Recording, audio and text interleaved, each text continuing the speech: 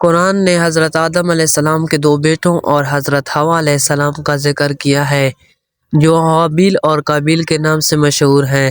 اللہ تعالیٰ نے دونوں بیٹوں حابیل اور قابیل کو قربانی کا حکم دیا۔ حابیل جو ایک چرواہا تھا اپنے ریوڑ میں سے بہترین قربانی کے طور پر پیش کرتا ہے، جبکہ قابیل جو ایک کسان تھا اس نے اپنی فصلوں میں سے سب سے خراب حصہ پیش کیا۔ اللہ تعالیٰ نے حابیل کی قربانی قبول کی لیکن قابیل کی قربانی قبول نہیں کی۔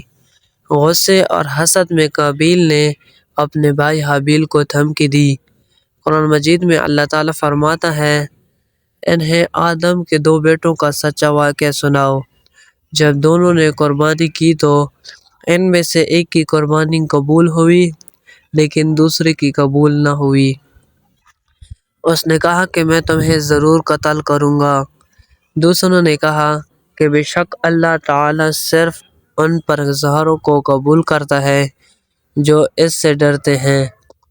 حابیل نے قابیل سے استدلال کرنے کی کوشش کی اور اسے اللہ تعالیٰ سے ڈرنے اور گناہ نہ کرنے کی تلقین کی، تاہم غصے اور حسد میں قابیل نے اپنے بھائی حابیل کو قتل کر دیا۔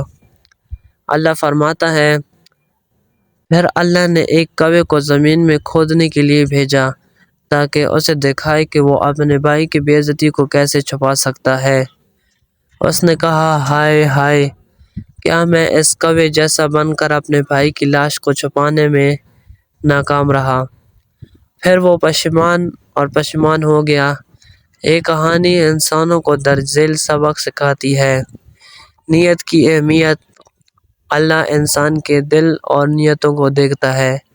اخلاص اور سچے دل سے کیے گئے اعمال قبول ہوتے ہیں۔ حسد اور نفرت تباہی کی طرف لے جاتی ہے۔